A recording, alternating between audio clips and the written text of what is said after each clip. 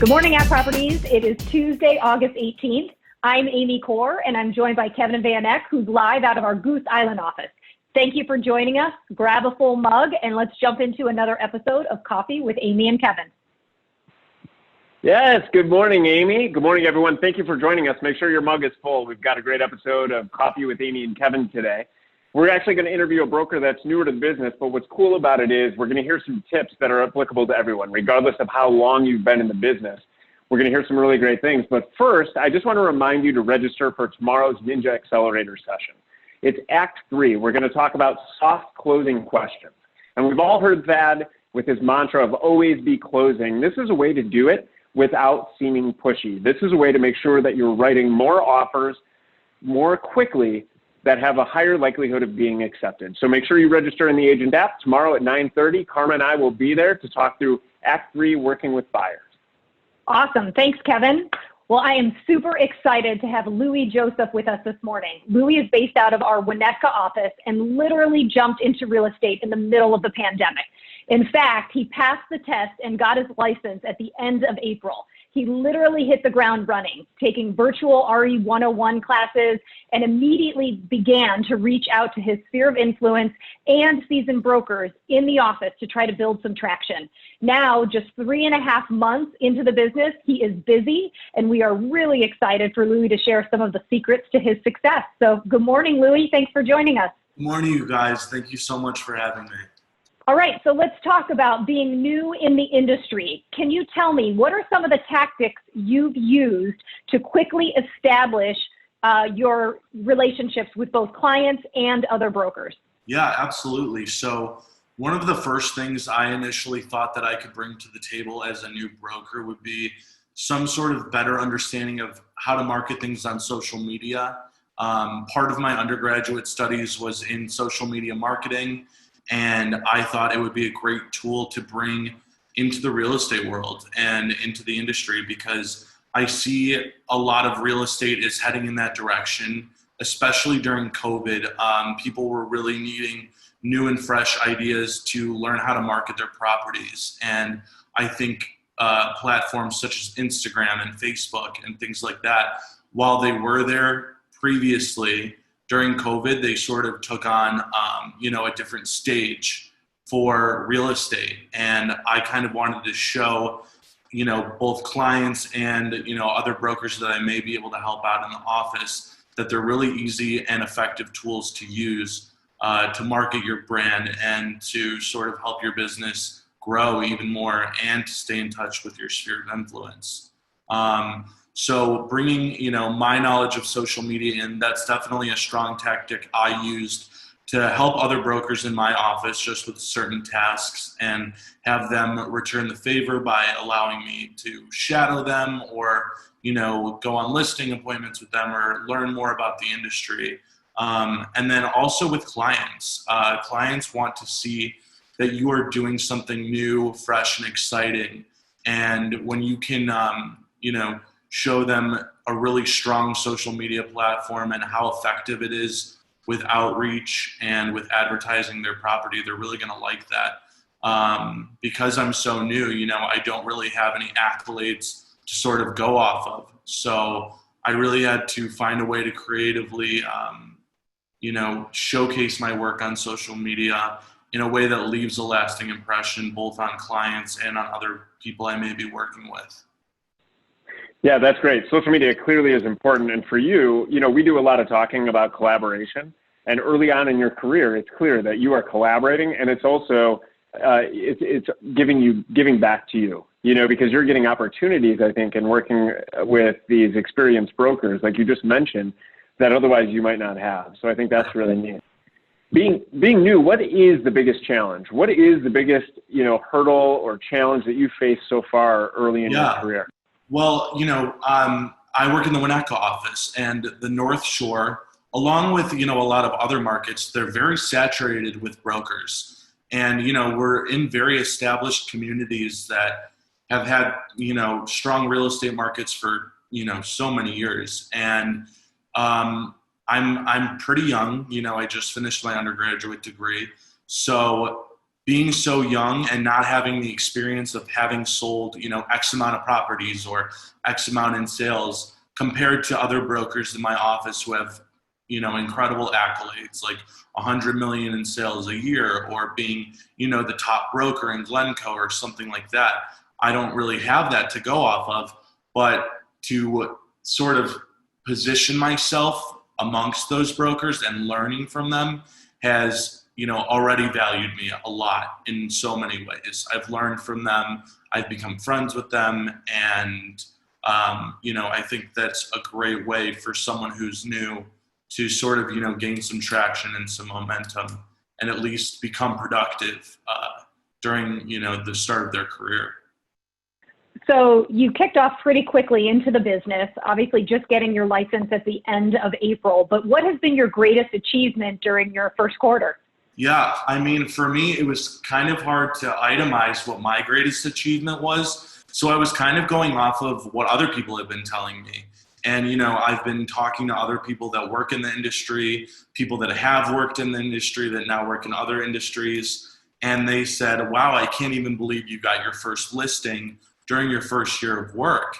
And, not only did I get one listing, but I'm working on 3 different listings right now, which, might not be a lot compared to some of my colleagues in my office. But, for me, it's already way more than I imagined that I would have. While it was definitely challenging and I worked really hard for it, I feel like it happened so quickly, which is really exciting. I feel like it's setting the bar really high for the rest of my career, but it's really influencing me to, chase after some goals that I once thought were more idealistic. Like after seeing the recent Road to Rolex footage, I thought that was so cool how they were able to still make it really special during COVID. And, when you're first starting off, especially at App Properties, you're like, I really want to be that person. I want to get that Rolex this year.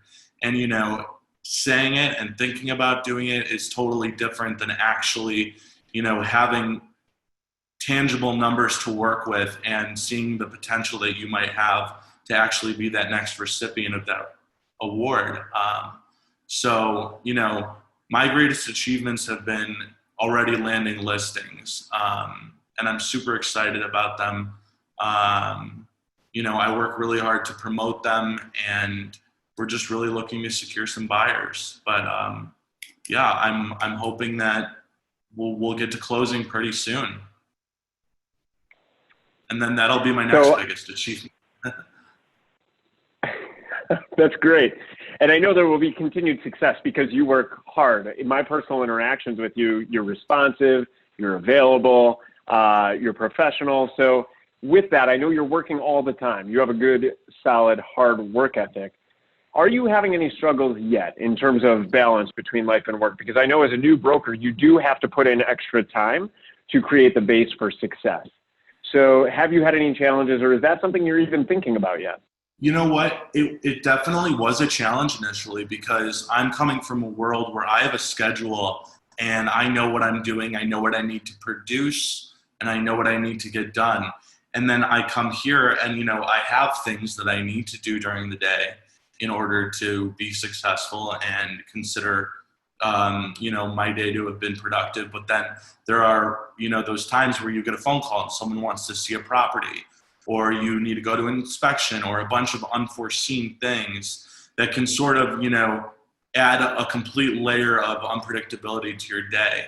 And then my biggest focus is to try to avoid burnout, especially this early in my career. About 2 weeks ago, I found that I would be getting home super late and just like completely falling asleep right when I got home. I mean, I feel like as brokers, we're either in the car or we are, touring a property, or we're staring at a computer, but constantly moving somehow. So it's definitely taxing energy-wise. But, in order for me to balance that, I think now more than ever, I've been trying to focus on hobbies or, doing things that allow me to be creative outside of work. Anyone that is friends with me on Facebook, I know a lot of people that are watching this will be. They see that I like to post my cooking photos. So on the days that I'm not completely like dead and exhausted after a long day of work, I like to cook something, People really love food content on social media. So it's also been a really great way for me to interact with my sphere as well. But, finding hobbies like cooking or, going out for walks or things like that, they definitely keep me sane and, try to help me avoid a burnout or like hitting a wall or something like that. So Louie, I'm going to have you come over and cook for us. My family will love you for it. I would love to. I need to get out and do it for somebody. There's nothing as satisfying as, giving someone something they enjoy to eat. So that's true. My family will love you for it. All right. So we probably have a lot of new or newer brokers that are watching this morning. And, I want to ask you, what advice do you have for newer brokers or other millennial brokers as they're trying to make it, in the business? Yeah. You're running a business here. You're running a business under the winning team's umbrella, the winning team being At Properties. And that's a very special title to have. So I would say my advice is to definitely brand yourself. We have a wonderful marketing department here, and they helped me create an amazing logo. They helped me get great marketing materials that I can, use for sphere outreach and things like that.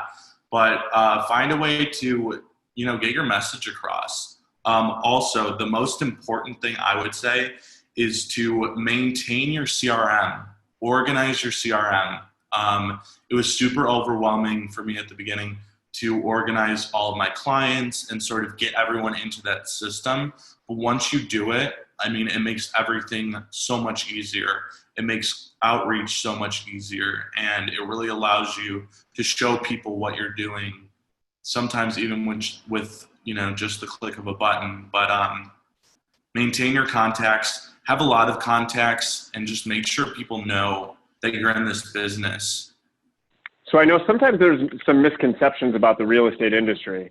Sometimes we have brokers that come in and they think about big checks, that within the first couple of months, someone's going to get a $75,000 check from a sale that they just, were there any misconceptions you had that now you've had to adjust to actually being in the industry? Yeah. As I mentioned earlier, there's an idea that the market is already so saturated with brokers, and someone who's new with no experience is never going to close a deal or never going to get a deal within their first, X amount of years. And I'm proof that that is just not true. And it's not that I won the lottery or something or got lucky. I worked really hard and I positioned myself very intentionally. So, to anyone who thinks that the market's too saturated or, I'm never going to land that listing, or I'll never get $1 million listing, or I'll never enter the luxury market, or whatever your goal might be for real estate, you really never know what is about to happen. And that is, that kind of ties into misconceptions about this industry. People think that they know, how it works or what goes on, but the truth is you really have no idea until you're doing it every day and you're like, oh my God, it's brand new every single day. Every deal is different. Every person you interact with is different. And it's kind of hard to measure it since each experience is so different. So you mentioned that you've had long days. You're working really hard. You just said that you're blowing past myths because of your work ethic. What do you think are the things that you are doing? If you could think of the top 2 or 3 things that you're doing that have been most impactful, and whether that applies to the 3 listings you're working on or other conversations or clients you're talking with, what are those 3 things that you might be able to share?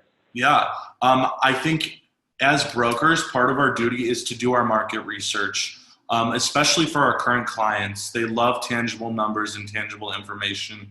They like to see how their listing, is ranked amongst, comparable properties, and to be able to present them with hard data and reliable information is not only a skill, but it's going to make them believe that they chose the right broker to handle their business and their property. So having knowledge of, any type of tool that can pull some data, like I know Amy and I have worked together on some MLS data that I've distributed to a few clients or things like that. Making sure you know your market and kind of know what is available, knowing the inventory that's available, that will set you apart from a broker who didn't necessarily do their homework and is kind of just there, whereas you're coming in as an expert on the subject. So I think that's super important. And then I think, some sort of genuine outreach to your sphere. During COVID, it's really easy to just pick up the phone and call somebody and ask them how they're doing.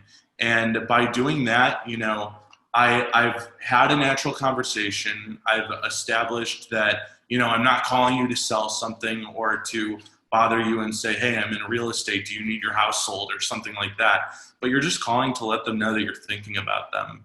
And that really goes a long way. People definitely take note of that. Then they remember, oh, Louie called and he said he's just started his career in real estate. So let's refer him or let's use him when we think about selling.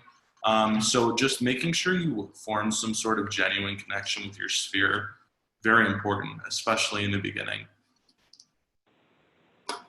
I love it. I mean, you really have just such a nice sense of confidence about yourself, but I also already can, just really see that you're very authentic and you just are who you are and you're focusing on the work. And, it just seems like, your focus is that the rest will take care of itself. So I wanted to ask you, what's the best piece of advice you've received from someone else so far since you've been in this career, a big 3.5 months? Yeah, I've received a lot of polarizing advice, which is really interesting. But I think the best piece of advice that I've received is just to make sure you work well with others. Some people see this as a very competitive field, and yes, it is a very competitive field.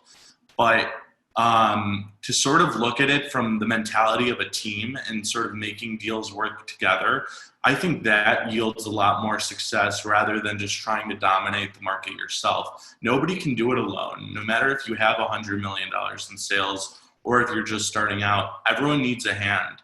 And that's why I liked or loved App Property so much when I started. It was just that culture of, belonging and loving where you work and loving where you live and everything like that.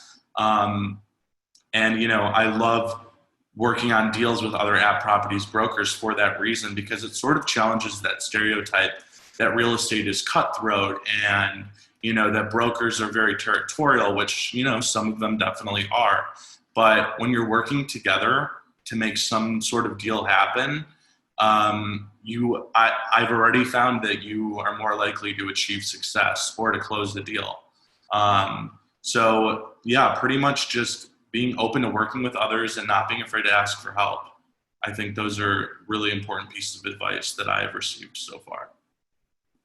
If I were to make a prediction, you're 3.5 months into your career now.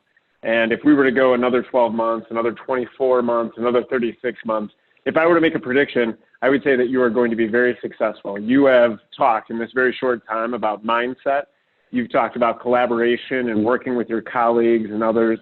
And you've also talked about working hard and, in specifics in terms of market knowledge and make sure you understand what people are feeling and then the benefits that come through all of that from coming from a place of love. So, Louie, thank you so much for joining us today. Yeah. We really appreciate it. Thank you guys so much. Thanks, Louie. Yeah, this was a lot of fun. Thank you so much. Cool. So everybody, I know this was helpful. Please go back and take notes, watch it again if you need to. Louie gave some really good advice and some tactical things that maybe we know we should be doing or things that could benefit our business that we're already aware of that we're not. So what we really want to encourage is you watch our Coffees with Amy and Kevin or other videos that we produce, that you do take notes and you do implement the things we talk about because they will have a positive impact on your business. And with that, thank you for joining us today. Amy, Louie, thanks so much. Thank you, guys. Thank you. Thanks, guys. And remember, there's no better time than now to do it now.